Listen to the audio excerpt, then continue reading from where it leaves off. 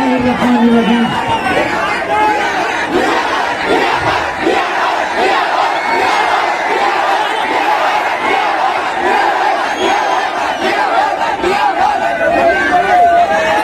पहले अल्लाह का मैं शुक्र अदा करता हूँ और उसके बाद नतीब मिल्लत बैरिस्टर असदुद्दीन अवीज़ साहब का मैं शुक्रिया अदा करता हूँ।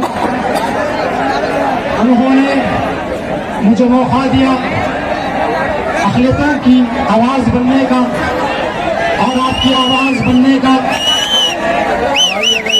और उसके बाद स्टेज पे तशरीफ फरमा आली हमने कब्जा करके बैठे हैं AIMIM नामपल्ली एमएलए माजिद हुसैन साहब का मैं शुक्रिया अदा करता हूँ। और स्टेज पर तशरीफ फरमा जमात के जिम्मेदारान और यहाँ पर मौजूद नौजवान बुजुर्ग और मेरी इज्जतदार माँ और बहनों को अस्सलाम वालेकुम रहमतुल्लाहि व बरकातहू। पहली मर्तबा मैं इस औरंगजेब रहमतुल्लाह अलैह की सरजमीन औरंगाबाद पर आया हूँ। आप लोग मेरी मोहब्बत में आए हैं, मैं आपकी मोहब्बत में आया हूँ। जो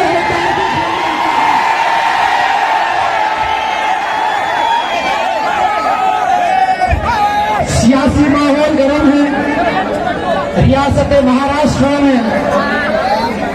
इन फिजाओं में मैं महसूस कर रहा हूँ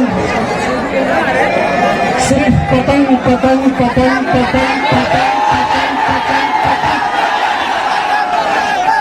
आज हम जो माहौल से गुजर रहे हैं सब लोग वाकिफ है, सबको पता है कि किस तरह से हम मुसलमानों को बदनाम करना, हमको तकलीफ पहुंचाना, हमको नुकसान पहुंचाना इनकी आदत बन चुकी है।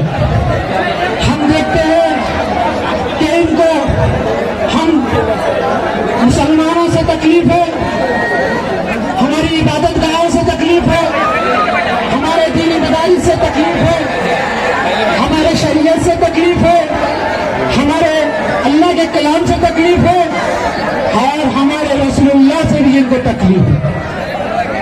और हद तो ये हो जाती है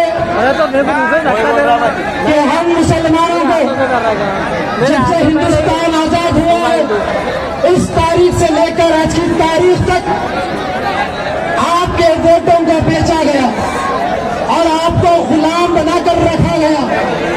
हम मुसलमानों को सिर्फ इस्तेमाल किया गया और हमको गुमराह किया गया और हर हमेशा हमको बांटने की कोशिश की गई, हमको गुमराह करने की कोशिश की गई।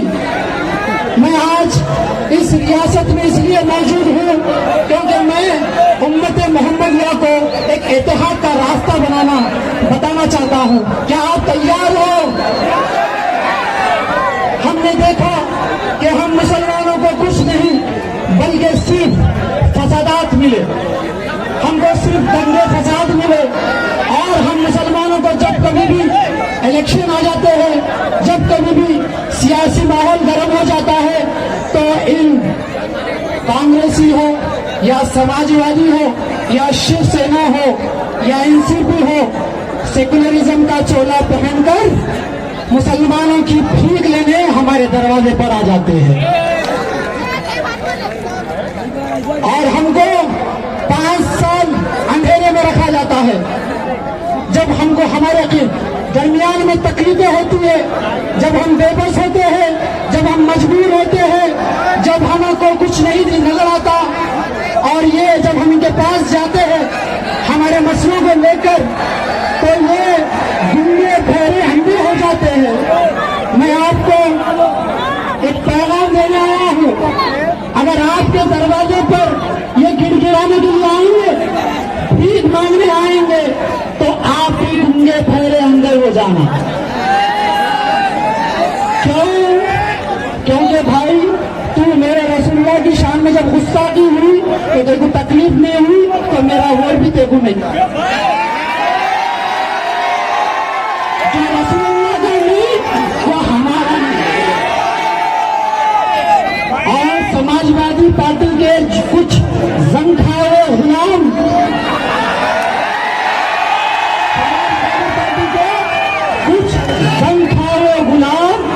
उनकी जबान बहुत ज्यादा चल रही है।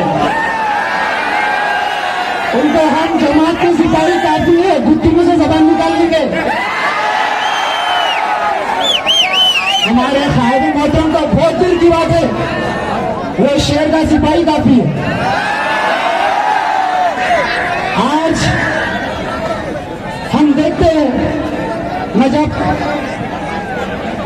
औरंगाबाद आ रहा था तो मुझे एक वीडियो नजर आया, बहुत ताजुब हुआ, बहुत तकलीफ भी हुई, क्योंकि वो भी हमारा कलमा पढ़ने वाला भाई था, मगर उसकी जबान से जो अल्फाज निकल रहे थे बहुत तकलीफ हो रही थी, क्योंकि वो भी मुसलमान था, मगर उसकी जबान से जो अल्फाज निकल रहे थे वो यही थे कि अगर मुसलमानों के लीडर बनना है तो पाकिस्तान को जाना पड़ेगा। क्या बोला उसने? अगर मुसलमानों की अगर आवाज बनना है, अगर मुसलमानों की अगर हिम्मत बनना है, मुसलमानों की अगर ताकत बनना है, मुसलमानों की लीडरशिप बनना है तो पाकिस्तान चले जाओ। क्यों? तुम्हारा ये हिंदुस्तान बाप की जागीर है। जितना तुम्हारा हक है हमारा भी उतना ही हक है।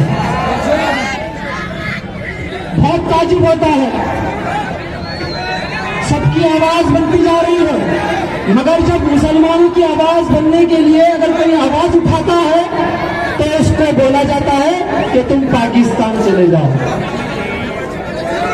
ना मैं ये तहरीक छोड़ूंगा, ना मैं मेरा ये दीन छोड़ूंगा, ना मैं ये मेरी खिदमत छोड़ूंगा, ना मैं ये हिंदुस्तान छोड़ूंगा। अगर हमारा खून का एक एक खतरा निकालकर हम हिंदुस्तान लिख देंगे इंशाअल्लाह, मगर ये हिंदुस्तान नहीं छोड़ेंगे।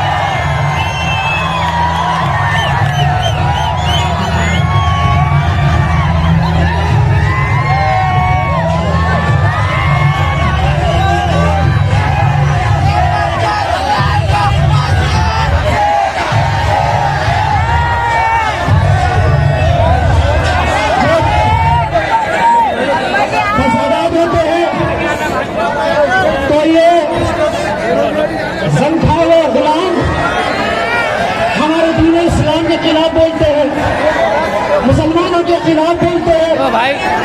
आपको मैं याद दिला दूं, यही समाजवादी पार्टी की हुकूमत थी उत्तर प्रदेश में, जब हमारी माँ और बहनों की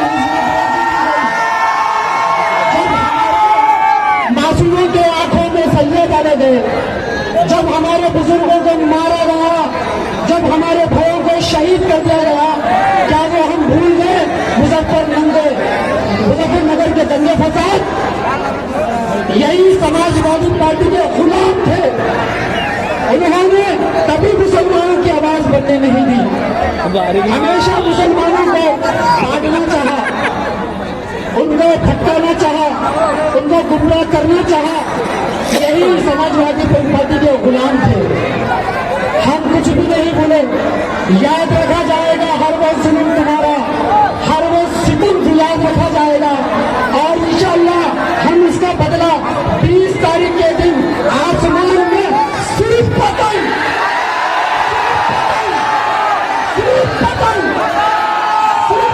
इंशाअल्लाह। आज एक आवाज बन रही है पूरे हिंदुस्तान में, एक इन सेकुलर जमातों का ठेका शायद हम नहीं ले रहा है, क्योंकि जब कभी भी सेकुलर नाम की चीज आ जाती है तो इनको ऑल इंडिया मजलिस इत्तेहादुल मुस्लिमीन नजर आ जाती है, मगर जब फसादात होते हैं इन सेकुलर जमातें अपने मुंह में रसगुल्ला डालकर बैठ जाती है। जब पूछा जाता है बताओ कोई था जब रसूलुल्लाह की शान में गुस्ताखी हुई, कोई था आपका लीडर? सिवाय इम्तियाज जलील साहब के, जिसने जो बड़ी तादाद में रैली निकाली और बता दिया सारे हिंदुस्तान को कि मुसलमान कोई कॉम्प्रोमाइज नहीं करता जब सरकार की शान में गुस्ताखी होती है।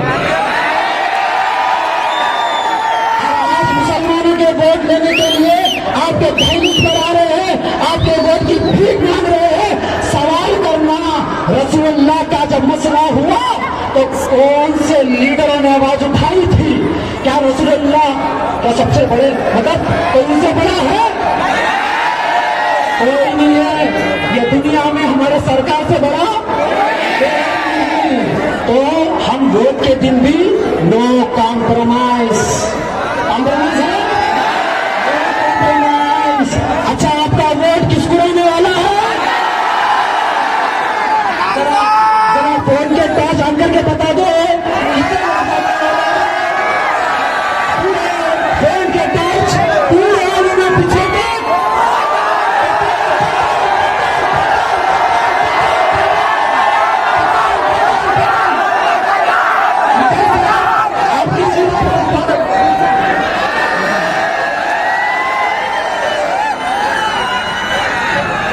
मैं भी ज्यादा वक्त नहीं लेना चाहूंगा क्योंकि और भी ज्यादा मुखर्रिर है।